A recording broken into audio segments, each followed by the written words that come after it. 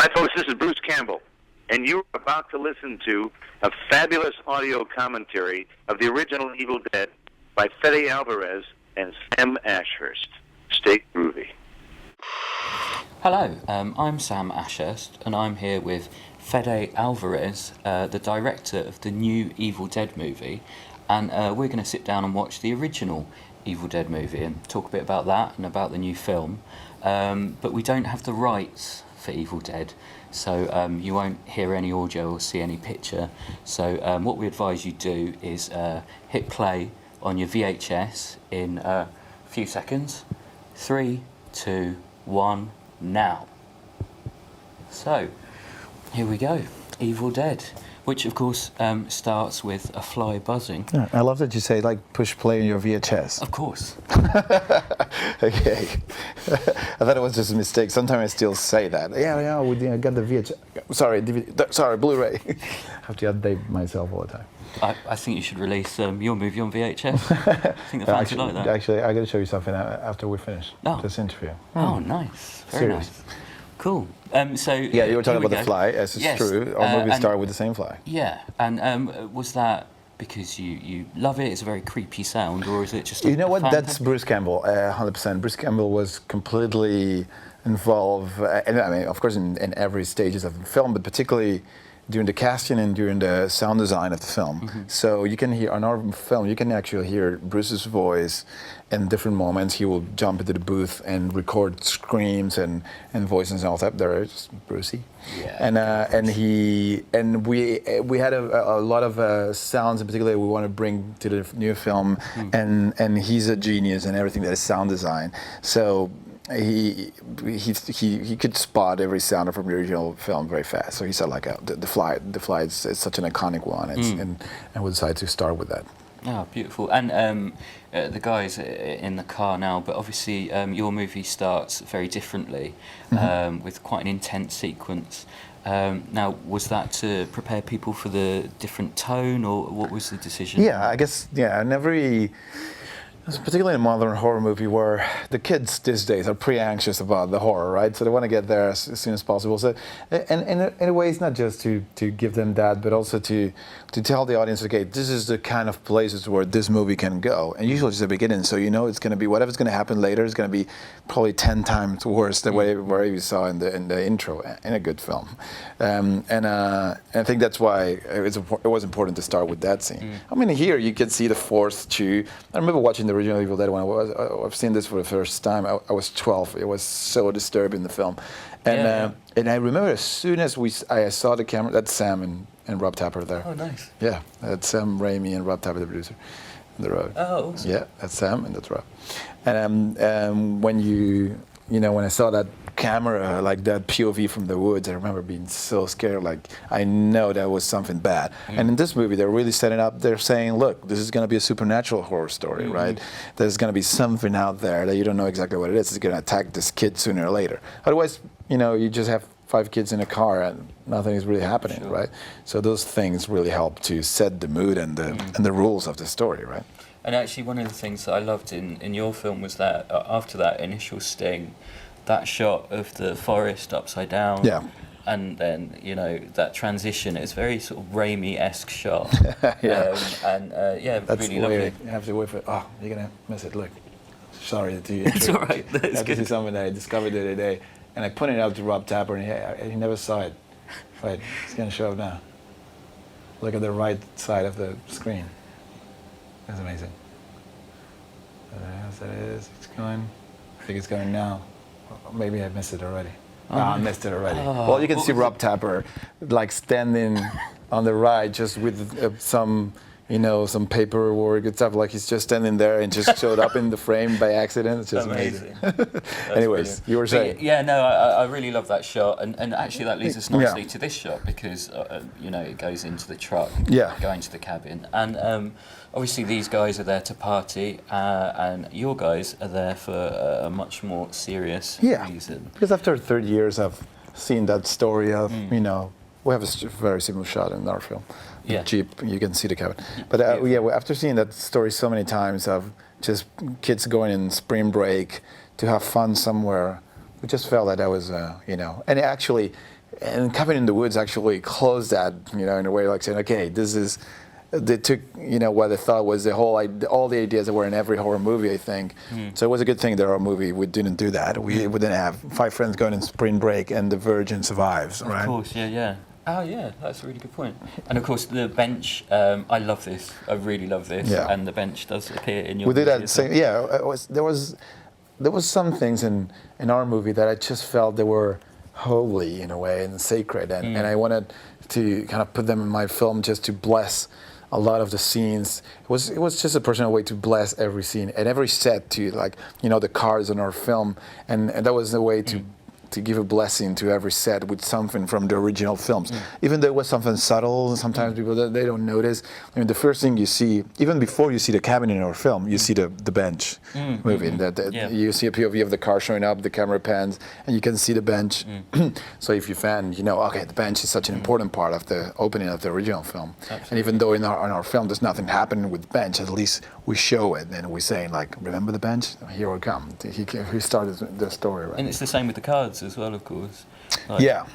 You can see the cards, you mean? Yeah. Yeah, in our movie you can see Eric, like, taking cards out and trying to guess them. It's a very brief moment, but you see what Eric is doing when he's sitting on the bench, and in one particular scene you will see that he's just, like, taking cards and looking at them, trying to guess the card. And so already, I mean, they're just about to enter the cabin for the first time. How hard was it to design your cabin? What were the challenges of creating such an iconic location? Oh, I think it wasn't that difficult in a way that in a lot of things I decided to change them. There's a lot of things in the movie that I just decided to change them. I thought, like, I think we have to change it, we have to update it, there was a lot of things in the movie that I thought they weren't going to work for a new audience if we just kept them the same. So we had to challenge a lot of ideas from the original. But the cabin itself, it was something that I felt like I love how the cabin looks in the original film, and the layout of the original, and particularly of the first 2 films. Because in this film, the cabin doesn't really exist. It's just a mix of different places. It's Sam's basement. It's Sam's parents' garage in some points, and then he switched to a real cabin where they were shooting. Just like so many different places. There's no real one. There's not just a single layout. So I remember asking them, "How's the layout of the cabin?" It was like, "There's none. There wasn't one. We just, like, change it every time we need to." But in the second film, there was more of a real layout for the cabin in Evil Dead 2. Right. So I think what we did was just going with something that was very similar to Evil Dead 2. Sure. And you've got the hanging bones there. Yeah. And obviously there's some hanging, nasty hanging beasts in course. your movie. It's true. And that sort of leads me into your love of practical effects. Yeah. It's actually the same clock we use in our movie. Oh, yeah. Nice. It's the same prop actually we use in our movie. And actually, let's talk about practical effects in a bit. This sense of time in Evil Dead is something that's really quite special. Yeah. Sam Raimi said that he was influenced by, I think it's The Winter's Tale, that notion of time stopping and, like, the evil taking over time. Yeah. Is that something that was important to you in your movie? Yeah, it was. But at the same time, we want to be very realistic, right? I think the whole approach of our film, inspired by a lot of great horror movies, where the first half of the movie is very realistic in a lot of the best horror movies. If you think about The Exorcist or The Omen, even The Omen is even more realistic, but the Exorcist, the first half is completely realistic. I mean, it's just a drama of a mother, like, worried about her teenage daughter. And not only that, I mean, even Alien is the first half is quite realistic. They're discussing about the rights they have as, employees of the company and that, and then suddenly a creature comes out of the belly of somebody, and then it just goes to crazy places. And in our movies a little bit that, and also in Evil Dead is a little bit that. Like, it's quite realistic, the setup. So we thought we had to be even more realistic than the original film. So we decided not to do anything that will feel too, not real, supernatural in the first half of the movie. Right. So we had the clock. We actually did a shot of the clock stopping, and then I decided not to use it. So I'm like, no, let's just keep it more grounded in a way. And there it is, the trapdoor. Trapdoor, which you know you use very well in your movie. Thank you. Really lovely shots. And that thing too. Yeah, the cut into that you get always a jump out of that, or probably originally like you see in the trapdoor, sorry, bam, you cut to the blender. We did that with a kitchen knife. You cut to the kitchen knife, cutting through meat. They cut to a blender, cut into that, you know, Bloody Mary or whatever they're doing. Yeah, very nice. And so, talking a little bit about the practical effects. Yes, sure. Where does that passion come from? I think I'm a big fan of movies, but I'm a bigger fan of filmmaking craft in general, right? Panic Attack, the short that I did, that got me the attention in Hollywood, was a clear example of how I love every aspect of filmmaking, because I did that almost by myself, the whole post-production part of that short, right? We shot with a very small team, and then I did that with a friend of mine. So I know how to cut, I know how to put sound together, I know how to do VFX. I did a lot of the CGI on that short. So it's just the filmmaking craft is something that I love in general. So, and I think for horror movies, they're always the best part in a lot of horror movies has been how they manage to create a lot of the makeups effect and everything that is related to the practical universe of this movie. So I thought, if we're gonna make a horror movie, it has to look as real as possible, as practical as possible, right? And it was a big challenge, because it's very easy to write, okay, and then she cut her arm off. That's very easy to do, but it's very hard to do it in a new way that you haven't seen before, without cutting away, being very honest with the camera, just showing long shots with something they're going to do that. When you're waiting for us to cut away, we don't, and we just keep going, which was something that I really enjoy about making this film, that's played against the expectations of the genre, of the filmmaking techniques of the genre, that you always know they're going to cut away, then when they come back, it's just going to be a close-up, so it's probably a prosthetic. We didn't want to do any of that, and that's why I love the whole approach of just, you know, using no CGI. So it makes for a more brutal film, I guess. Completely. I mean, that was scarier, a huge part of it for me. The fact that I've seen so many horror films, I was completely expecting. There's a scene in the bathroom, I'm not going to spoil it, but, where I completely expected you to cut away, and you just stayed on that, and it is nasty, man. It is nasty. Yeah, that's the way it should be. Yeah, and Sam Raimi had a background in magic. He was a bit of a magician before he made this movie. And do you see practical effects being a little bit like magic tricks? They are. I mean, I'm a big fan of magic too. I do magic tricks with card. It's a shame we don't have one here. I can impress you with a card trick. But I love illusions when it's with a real deck, not with trick decks. I like to take something that is normal, just trying to turn into something, and make something that is a simple illusion, but it's awesome. I mean, our film. And a lot of these films are just great with very simple illusions, but they're so powerful.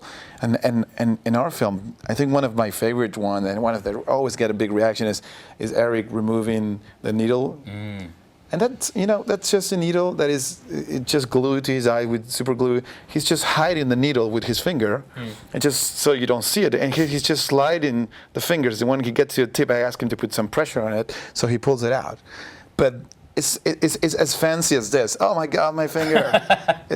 But they just get always such a great reaction. The right mix with that and sound always makes for a great effect. Also, when he's removing the nail, that his hand is nailed to the chest, he's just holding it with 2 fingers and just grabbing and going like, oh my God!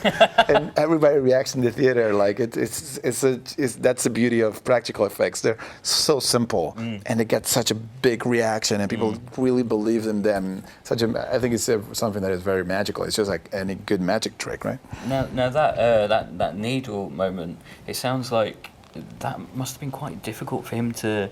Did that take a few goes for him to get Well, but actually, you keep talking about magic. Lou himself, he's a great magician with cards. I tried to impress him once with a card trick, and he was like, oh, that's amazing. Oh, my God, how he did that. Let me show you one. He showed me a trick, and he blew my mind, showing me that he knew exactly what I was doing on my trick. Anyways, but we could talk about magic for ages. But he's really good with his hands and with all those things. So that's why you can actually, when you see him on our movie, like handling the cards, you can see how good he is.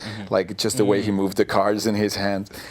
That's it. We have to. Now that I see it, I haven't seen it for a while now, and now that I see it, I see how many stuff I rip off from this movie. I think we have an exact same moment with not so dramatic, I guess, but when they're walking towards the door. I love that. the door in the cellar, right? I think we've missed the that shot where it sort of pans around the whole room. It's just.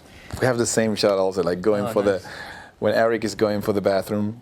Yeah. You go very slow to the handle. Oh, fantastic! And Stuff hanging from the ceiling. and the thing about this movie is like it's just so timeless. Like the clothes they haven't dated. It's 30 years old, and yet you know it hasn't dated. Yeah. With your movie, did you think about that kind of thing, like in terms of the styling? Yes, we did, and it was actually something that came from Sam. He asked us to make it timeless. I wanted definitely. There was a lot of decisions that I made but I didn't want to I didn't want to use any technology. I didn't want to give the guys any cell phones. Right, sure. And I'm so happy that it ended up working out so well that nobody, at least I never heard nobody complain about in our movie that why they don't take a cell phone and call the police or whatever, because you don't need to see them going like there's no signal in the cell phone. So we decided just to not put the element on the scene. So we just killed every technology and we make it look as timeless as possible. Just I think this one of the cars that would be the most modern one, but then everything is quiet. It could be in the 30s, it could be in the 70s, so 30 years ago. It could be right now. It's hard to tell. And the looks we gave them also, it's like the haircuts and all that. It's kind of something that could be modern today, but also could be hip like in the 70s. So, but something very important to do. And they're just going through the book now. Now, in the original movie, obviously the book. It's not as central. It's true. What's on the pages, it's true. And yours really ties it to the book. What was the sort of decision-making process with regards to that? I thought the book was a very important part, and even it's not in the first film. I mean, I almost barely see the book in the first film, and but I didn't want to use the tape for many reasons. I guess one of them was that I didn't want them to be completely innocent. That's something that happened on this film. I mean, he didn't do anything wrong. He just played a tape. He's not the one saying the incantation. He's not the one reading from the book. And I thought that was for a new audience. I thought that would have been unfair that he just plays the tape, and also that would get us in a lot of trouble regarding.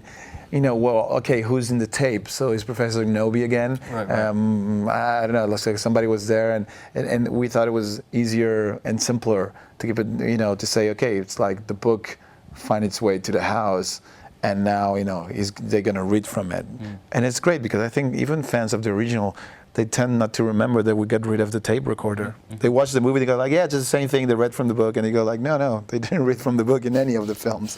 It's always a tape. Oh, the tape, shit. Just that's something I'm happy about it. Because I always knew that if we got rid of things, but if we gave them a good film to the fans, they were never going to complain about the things we get rid of. They were never going to even notice that we got rid of stuff. And that's one of those, get rid of the tape recorder, which is such an iconic element from the original Evil Dead, and just going straight with the book. And speaking of the fans, I'm a fan myself, and when I first heard the announcement, I've got to be honest with you, I was worried. I was too. I was too when feel? Yeah. But because you have to remember, he announced that back in 2006. Yeah, exactly. And I was like, why no? But then I realized at some point that people are. I don't think the audience is against remakes. It's just against bad movies, right? Exactly. And a lot of remakes happen to be bad movies. So when they hear about remakes, they kind of sure that it's going to be a bad movie. But in my experience, just a lot of movies that I love in the 80s that were remakes. I didn't know they were remakes. When I watched Cronenberg The Fly, I loved it, and I find out ages later that it was based not just on another movie. It was based on a horror cult classic from the 50s that was a beloved classic, and he decided to make a new one, and he decided, and if you read Cronenberg talking about it, he said, like, I decided not to give a fuck about the original and say, like, that was the only way to honor it by just taking the elements that are relevant and creating a new film that's going to be relevant for a new audience, choosing the themes that I thought were implied in a story like The Fly, and that's the way he created a good film. So I think a lot of remakes, what they do, also they manage to keep those stories alive. If it wasn't because of that film, probably by now nobody would know what The Fly was. Expert would, but the general audience, the kids, people from our generation, probably wouldn't know what it is. I mean, and thanks to a remake, they know. And The Thing, and The Blob, and like so many movies, better or worse, whatever, it doesn't matter. It's just movies that you know about them because of their remakes. So I think a good remake is always going to do something great for something. I mean, who knows? If it wasn't, maybe if this movie, and this is something that I think motivates Sam to make this film, the new one, is he knew that if it wasn't because of this film, maybe, who knows, in 10 years, 20 years, nobody will remember about this one. And that would be a shame. So, because it will be, imagine ourselves being 50, telling our kids, oh, there was a great movie back in the 80s, and your kids are going to like, yeah, whatever.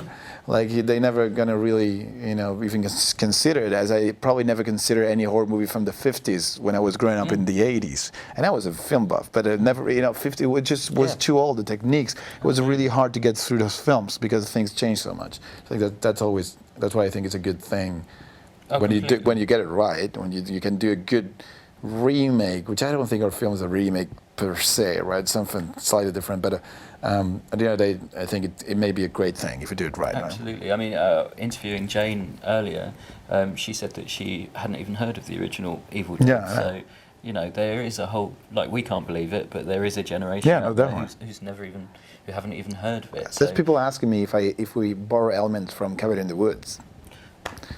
So it's and some people are saying like, I read somebody complain online saying like they don't know how to come up with names anymore. Evil Dead, that's the title for your horror movie. Like that was a new title that we were coming up and we said like Evil Dead. And so there's definitely a lot of people that have no idea about the originals. I love Bruce in this scene. Just such a charmer, isn't he? And the necklace, which is very similar to our necklace of again. Course.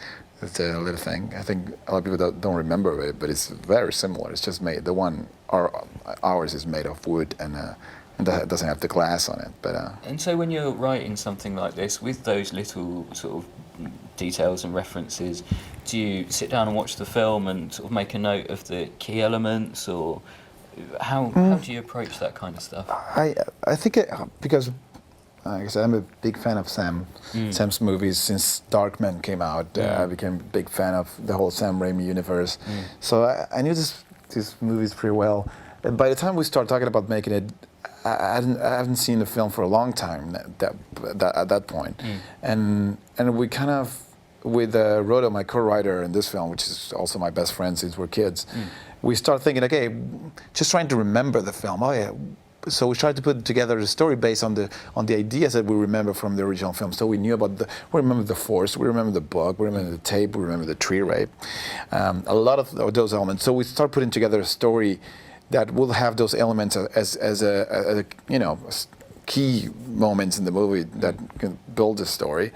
But we knew that we had to tell a story that would make sense, and we didn't want to force any of those ideas in.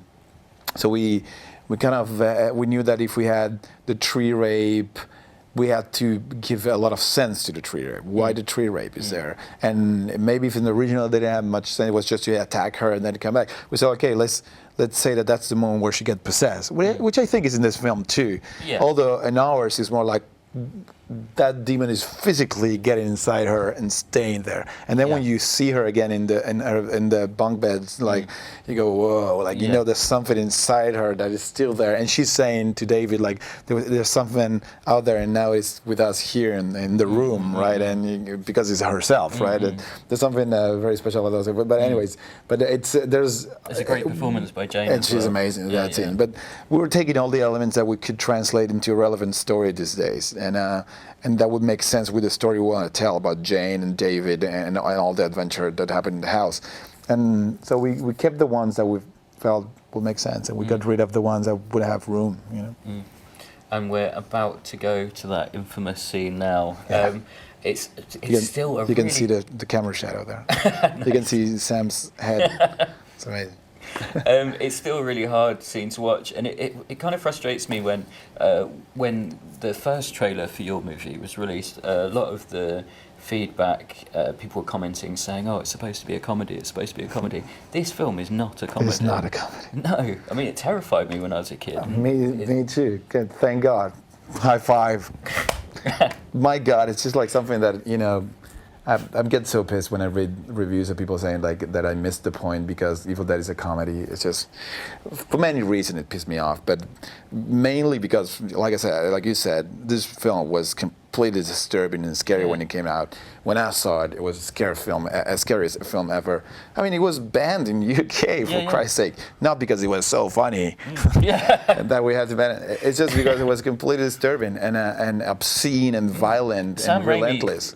Sam Raimi had to come to the UK and defend himself in court because of this movie. Exactly. You know? I hope I don't have to do that.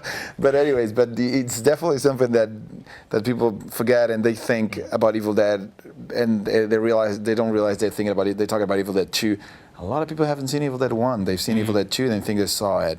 And so when we think about making a new Evil Dead, you really have to go back to the basics of what Evil Dead was, and it was a very relentless, brutal, you know, non-stop horror movie, right? And that's what I think this movie is. And okay, you of course you laugh at the campiness of it today, and the performances are not the best, but that's the way a lot of those movies aged, you know, from 30 years ago from now. Not all of them, but a lot of these movies, particularly, they age in that matter. But like I said, I think it's.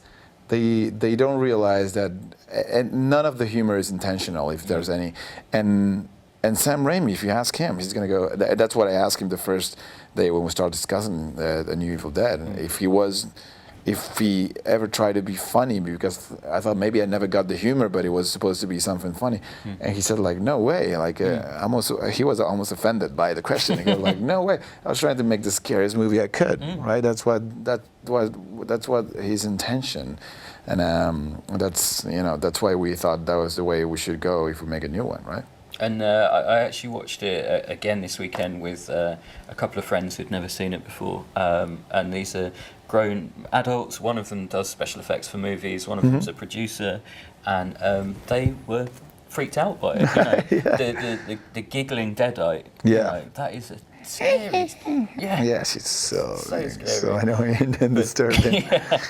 So just to touch briefly on Evil Dead 2. Rope shots coming. I would, there it is. I would hope that you're making Evil Dead 2. Is that going to be a thing? I mean, we're definitely already thinking about, we're already writing the sequel for our film, and fantastic. And we still have to talk with Sam and discuss, rape. Free rape. Okay, sorry, I get distracted by it. But we're talking about where to take the story from our film, and it's definitely something I would love to direct. It just depends on what's next for me. It's definitely, I'm a big fan of sci-fi, and I really want to go there and try to make a sci-fi movie, just like a little bit like Panic Attack was, and so it's going to depend. If I have time to do both, great. That's something I would love to do. Please do it, Fede. Do it for me. Thank you. It's good to know that people wants me to do another one. It's great. Of course, yeah. And would you do the comedy? You know, you started. I would never do the same twist they did, but I will definitely do a twist. I think it's something that if we make a film that when you see it is something that you guess. If you could tell me right now, you're going to do that and go, yes, I'm doing a lousy job. Because my job as a director, as a writer, is to surprise you, right? Is to do something that you go like, oh, I never saw that coming. That's the best movie you can see, something that you never saw coming. So we have to figure out where. I have a pretty good idea of what I want to do. It's just I want to, they have to agree on that. That's Sam and Bruce and Rob. They have to agree between them first, and then agree with me. So if we agree on what we're gonna do with the next one, I may direct it. It's just. Evil Dead has to surprise you. It has to go to very weird places. It has to change. It has to keep evolving, like every one of these films did after the previous one. So absolutely. If we manage to do that, if they find a way to do that on the second film, it's going to be a good reason to do it, right? And just quickly before we wrap up, how hard was it to come into that group? Sam, Bruce, and Rob have known each other for over 30 years. What was that like? It wasn't hard at all. It was a lot of fun. They're so funny together. They're the Three Stooges a little bit, the three of them. They're just so funny. you know, they're old friends, and so they have their history together, and it's I don't know, for me it was such a blessing to have the chance just to sit down with them in a room and that must have been having surreal. them to hear my ideas seriously. It was just surreal, right? And it's just so funny the way because it's so different. You know, Rob is one thing, Sam is another, Bruce is another. They're just so different from each other, and that's a great way to you know, to work with somebody when every opinion is different, and it was a great creative process during the whole making of the film, because you know, they feel in such different ways about the movie in general, so which is great. But at the end of the day, what matters is that the three of them loved the movie, and they loved it right away. They loved it when I was hating it. When I finished my cut, I was like, well, I don't see the film yet. I was like still struggling with a lot of things, and didn't change much. But I was just, you know, in the whole, you know, when you're too much into it, it's very hard to see the film. And they loved it right away, and they were like, Fede, it's an amazing film. People are gonna love it. And I was like, oh, okay. And then I got excited during the post and the music and everything, and then I saw what they were seeing, right? So it's been, I don't know, it's been so much fun to work with them. It's amazing. Great. Fantastic. Well, thank you for watching this with me. Thank you. We're going to have to wrap it up there, unfortunately, but It's a shame. We'll turn off the camera and watch the rest. So, Great. thanks very much for your time. That's Fede. when it gets really good.